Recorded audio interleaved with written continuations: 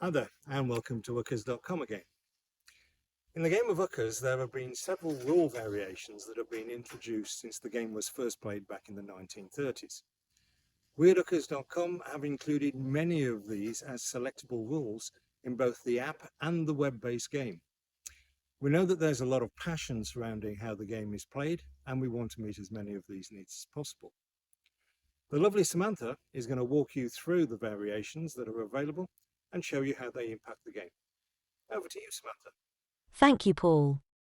Our first rule variation is that of the running hack. With this, you can take two pieces with a single counter on one throw. Here, we are playing red and yellow and have blue and green counters in range. We throw a 3 and 2, and can hack both of our opponent's counters off. In normal play, in this situation, red would only be able to take the green counter. This is because it is mandatory that the highest score on a dice, singularly or combined, must be moved. If red had other pieces available to move as well, it would be only allowed to remove, or hack, only one of the opponent's counters with a single counter.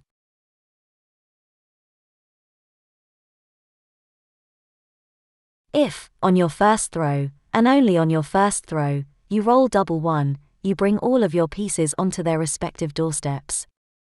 This is known as snake eyes, all out. However, if you throw double 1 again on your next throw, all of your pieces are brought back in. And this is known as snake eyes, back in.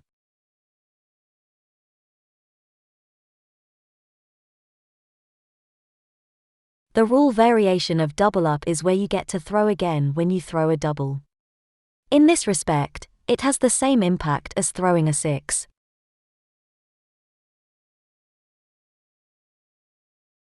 The next two rule variations have the same consequence for two different conditions. The first is called 3 doubles. If you throw 3 doubles in succession, then all pieces that are in open play are returned to their respective bases. Please note that this is only available as a variation if double up is also selected. The second is called 6 sixes. If you throw 6 sixes in a row, not as uncommon as you might think, then, again, all of your counters that are in open play are returned to their bases. The final two rule variations have several similarities, and both provide an increase in the possibilities for tactical and strategic play. I'll first describe a suckback. This variation allows you to hack your opponent's counters even when they are in the home channel. In order to complete a suckback, there are a couple of prerequisites.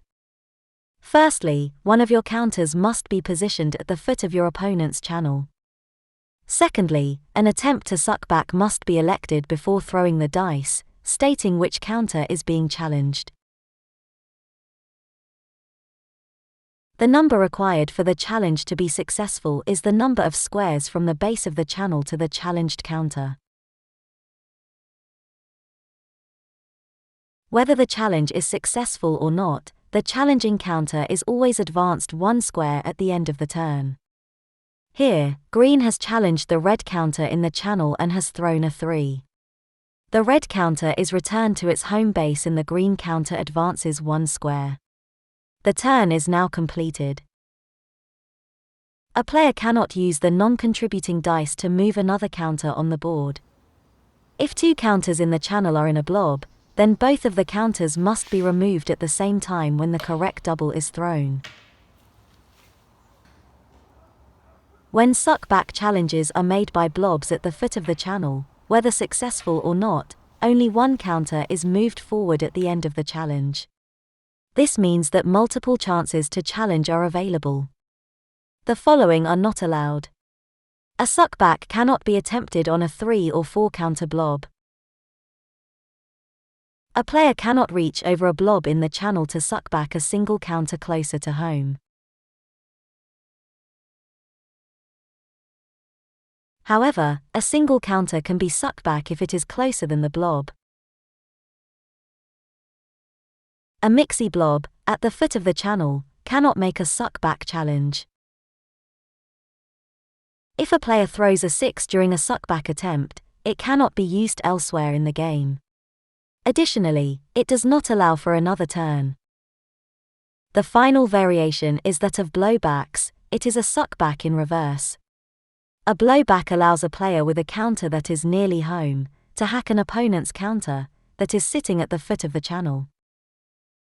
As with suckbacks, there are two conditions that must be met before throwing the dice for a challenge. Firstly, your opponent must have a counter at the foot of your channel. Secondly, an attempt to blow back must be elected before throwing the dice. The number required for the challenge to be successful is the number of squares from the challenging counter to the base of the channel where the opponent's counter is situated.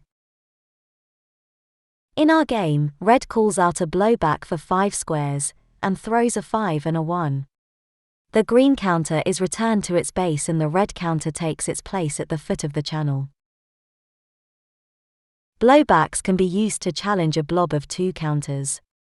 Here, red calls out a blowback challenge on the blob 3 squares away, and throws a double 3. Green counters are removed and red takes its place.